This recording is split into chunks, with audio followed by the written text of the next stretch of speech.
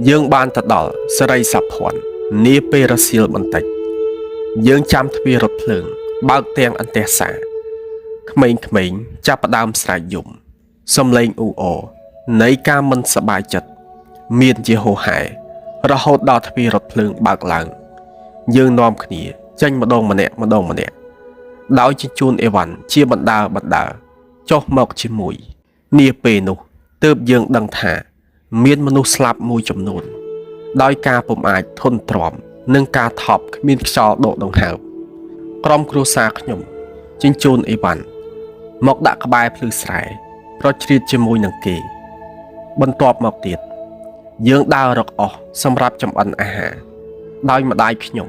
nơi còn lại chi mùi nâng bồn nia pê nụ nhom ban chụp đai chạy đòn ở bụng mì nhom đai chi ở tây tạng bọc lực krom hôn khmai Akasho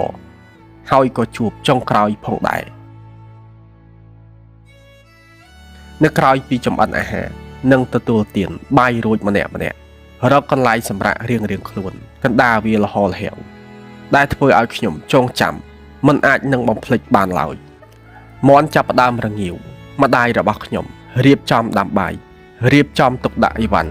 ក្រែងគេមានការផ្លាស់ប្ដូរដោយប្រការណាមួយជាបន្ទាន់បងប្អូនខ្ញុំនៅដេកលងលក់យ៉ាងស្កប់ស្កល់បងខ្ញុំទាំងពីរបានត្រឹមអង្គុយសម្លឹងមើលដោយពុំដឹងជាជួយយ៉ាងណាថ្ងៃចាប់ផ្ដើមរះគ្រូសាខ្លះចាប់ផ្ដើមហូបបាយរួចរាល់ដើម្បីងាយស្រួលក្នុងការធ្វើដំណើរឯខ្លះចាប់ផ្ដើមចំអិនម្ហូបពួកយើងអង្គុយយ៉ាងអន្ទះសារហូតដល់ថ្ងៃជិតត្រង់ពុំទាន់បានប៉ុន្មានផងស្រាប់តែគេធ្វើការប្រកាសតាមរយៈមេក្រូចំពោះក្រុមគ្រួសារណាដែលមានសមាជិកច្រើននិងកូនតូចត្រូវរៀបចំធ្វើដំណើរទៅមុនគេដោយមានចែកចេញជាពីរផ្នែកទី1ត្រូវទៅស្រុកភ្នំស្រុកឯមួយផ្នែកទៀតគឺទៅស្រុកប្រណិតព្រះគេបានបោះអីវ៉ាន់យើងឡើងរថយន្ត GMC ដោយតម្រូវឲ្យអង្គុយលើរងចាំក្នុងការចេញដំណើរជាមួយនឹងរថយន្តផ្សេងទៀតសូមបញ្ជាក់ថាការធ្វើដំណើរលើកនេះមានប្រហែលជា10រថយន្តបើកដំរៀបជាជួររយៈពេលនោះខ្ញុំគ្មានអារម្មណ៍នឹងកយគុណអ្វីដែលនៅតាមដងផ្លូវឬជុំវិញខ្លួនឡើយគ្រាន់តែដឹងថាមានសភាពស្ងាត់ជ្រងំគួរឲ្យសង្វេគជាពន់ពេកគេយកយើងមកទម្លាក់នៅវត្តមួយនាក្បែរមាត់ស្ទឹងវត្តតាប៉ុនស្រុកប្រណិតព្រះពួកយើងអង្គុយចាំដោយពុំដឹងថានឹងមានអ្វីកើតឡើងជាបន្តទៅទៀតនាពេលបន្តិចទៀតឆ្លៀតពេលនោះខ្ញុំបានអង្គុយប្របមាត់ស្ទឹងតាប៉ុនដែលជាការចាប់ផ្ដើមនារដូវវស្សាមាត់ត្រីកំភ្លៀងត្រីផ្ទងដេញត្របាក់កូនត្រីចង្វាប្រហែលជាម៉ោង4រសៀលទៅបងរទេះគោដែលថ្នាក់មូលដ្ឋានគេមកឲ្យដឹកបែងចែកទៅតាមភូមិនីមួយគ្មានសិទ្ធិតវ៉ាឡើយគឺធ្វើការចាប់តាំងរបស់អង្គការបងប្អូនខ្ញុំនិងជីដូនរបស់ខ្ញុំ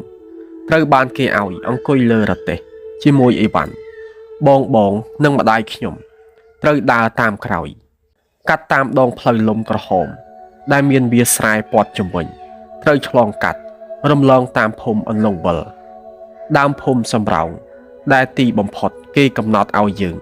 ឈប់នៅភូមិមួយបន្ទាប់មកទៀតខ្ញុំដឹងថាភូមិតាដែកនៅប្រមាណជា2សប្តាហ៍ក្រោយមកគេបានផ្លាស់ទីលំនៅដោយតម្រូវឲ្យយើងនៅលើកូនខ្ទមរាងត្រវែងមួយដែលមានបណ្ដោយប្រមាណ25ម៉ែត្រទៅតឹង5ម៉ែត្រតម្រូវឲ្យរស់នៅ3គ្រួសារសូមបញ្ជាក់ថាដីនោះ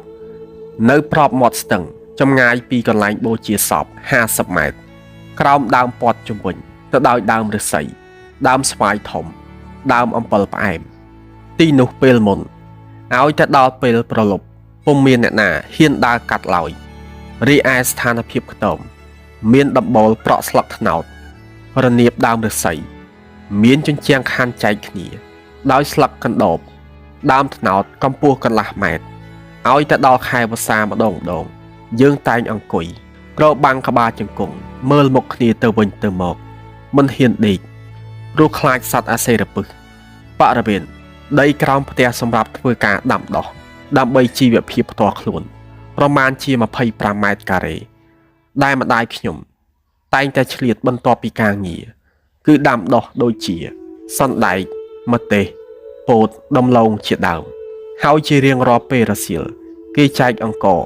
ដោយម្នាក់ត្រូវទទួលបាន2កំប៉ុងហើយចំពោះអ្នកដែលបញ្ចេញពលកម្មរីឯមនុស្សចំណាស់និងកូនក្មេងបានម្នាក់1កំប៉ុងក្នុងមួយថ្ងៃមួយសប្តាហ៍គេចែកអំបិលឲ្យម្ដងរីឯបន្លែនិងត្រីពី3ថ្ងៃម្ដងហើយសាច់ជ្រូកប្រហែល1ខែម្ដងរីឯសាច់គោលើកលែងតែប្រើការលែងបានទើបគេកាប់ចែកគ្នាគ្រួសារនីមួយត្រូវឆ្លៀតឆ្លងរកខ្លួនឯងជាបន្ទាប់បន្សំក្រោយពីកិច្ចការងារដែលគេដាក់ឲ្យធ្វើរៀងរាល់ព្រឹកមុនពេលព្រះអាទិត្យរះប្រធានកងនៅក្នុងក្រុមដើរប្រមូលសមាជិករបស់ខ្លួនដើម្បីចេញទៅធ្វើការនៅក្រៅភូមិដូចជាដើររើសអាចគោកាប់ដើមកន្ទ្រៀងខេត្តលើកភ្លឺទំនប់ជីកប្រឡាយនាពេលរដូវវស្សាត្រូវដើររើសស្មៅបន្ទាប់ពីភ្ជួររាស់រួចត្រូវដកស្ទូងច្រូតស្រូវរហូតដល់យប់មានការបោកបែនថែមទៀតនាពេលខែភ្លឺនៅពេលយប់ត្រូវមកអង្គុយបើកអង្គប្រជុំស្វាយទីទៀនអង្គុយត្រូវក្បាលជង្គង់ប្រៀបបានកូនមរឹកនៅក្នុងវងចចកបងប្រុសរបស់ខ្ញុំពុំចេញស្ដីអ្វីទាំងអស់ដោយបណ្ដោយឲ្យគេទីទៀនគ្រប់បែបយ៉ាងពីសំណាក់ប្រធានកងនិងបណ្ដាលក្មេងផ្សេងទៀតជាលទ្ធផលចុងក្រោយមុនពេលបិទអង្គប្រជុំនៅជាមួយកងឆ្លបរួមទាំងប្រធានកងក្រុមកុមារហើយកុមារផ្សេងទៀតគេអនុញ្ញាតឲ្យត្រឡប់ទៅសម្រាប់វិញរៀងខ្លួនពេលមកដល់ផ្ទះខ្ញុំបានរៀបរាប់អំពីអ្វីដែលកន្លងទៅដល់ម្ដាយខ្ញុំដោយជម្រាបគាត់ថាគេមិនអោយបងប្រុសខ្ញុំត្រឡប់មកផ្ទះវិញទេដោយក្មេងៗឯទៀតឡើយ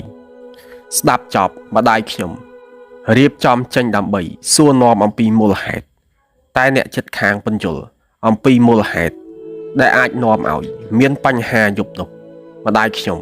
ពុំបានសម្រានពេញមួយយប់ខ្វល់ពីសុវត្ថិភាពកូនចង់ដឹងអំពីសុខទុក្ខតែពុំមានលទ្ធភាពបានត្រឹមអង្គុយដកដង្ហើមធំនៅពេលប្រឡំឡើង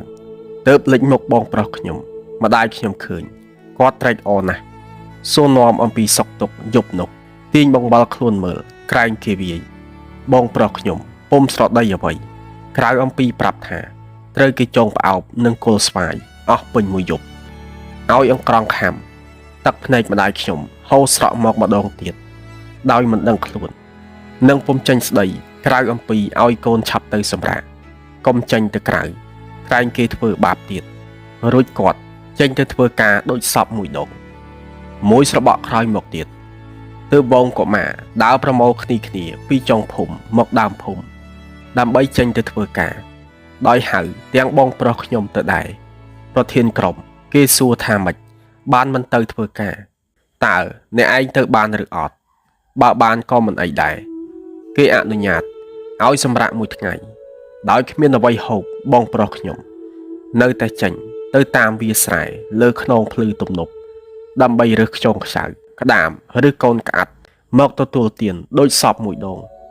ដោយមិនខ្លាចការធ្វើទរណកម្មអ្វីឡើយប្រធានកង